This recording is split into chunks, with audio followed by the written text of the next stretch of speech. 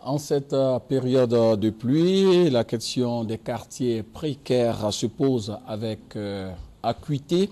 De nombreuses vies menacées par les éboulements et glissements de terrain. Alors, question, à quoi sert le plan de prévention et de secours Orsec? Le regard de Serge Coléa. Abidjan et ses quartiers dits précaires, une véritable histoire d'amour. Un pacte de confiance qui résiste au temps et à toutes les politiques d'assainissement mises en place par les gouvernements successifs des 2 dernières décennies. Le cas de Washington, situé dans le bas-fond du lycée technique de Cocody, le démontre bien.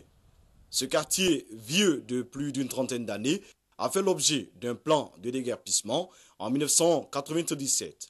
Après le déplacement d'une première vague de 900 familles, relogées à Bobo-Biabou, une zone jugée viable, les autres habitants, un peu plus de 1200 ménages, sont restés sur place dans l'attente de la deuxième phase. Washington, entre-temps, s'est repeuplé de 1997 à 2011, comme si l'opération de relocalisation n'avait jamais existé. Si tu vas au Diadou, là, tu n'as pas de travail, tu as jamais ici. Ok, tu fais des gardiens à Cocody, au moins 30 000 francs. Transport de 1 000 francs maintenant, comment tu vas faire pour aller à Diabou? C'est pourquoi il y a beaucoup qui ont vendu les maisons à 300 000. Ils sont venus prendre maison au deux plateaux, terrain de Bourrier là, et ils sont logés là-bas. Donc, beaucoup qui vendent les maisons là comme ça à cause des transports. C'était prévu de nous reloger. Pourquoi d'autres sont partis et pourquoi d'autres sont restés? Et aujourd'hui, ils veulent nous enlever et nous mettre dans un plan de Orsec. Nous ne sommes pas d'accord.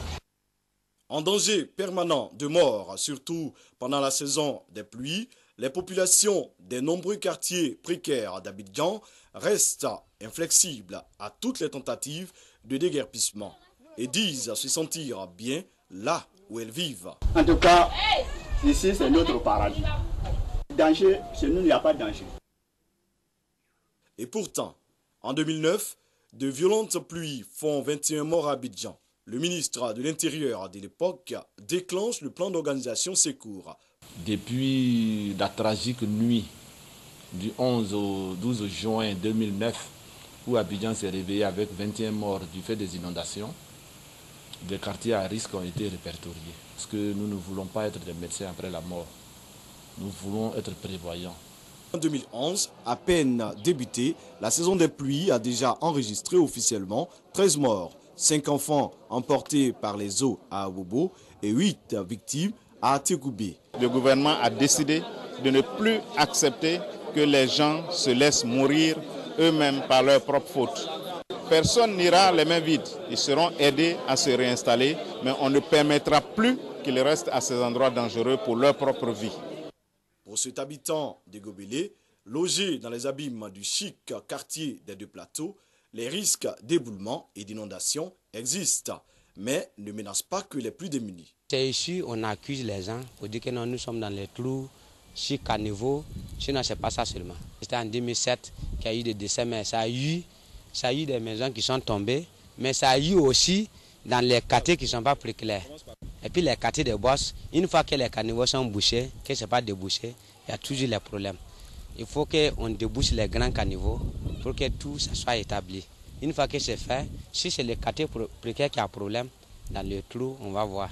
Le plan Orsec, budgétisé à coups de milliards en 2009, est pour l'heure un échec. Nous nous rendons bien compte du non-respect des règles d'urbanisme et du manque de rigueur dans l'attribution de terrain. Résultat, en temps de pluie, Abidjan devient tout simplement une ville précaire.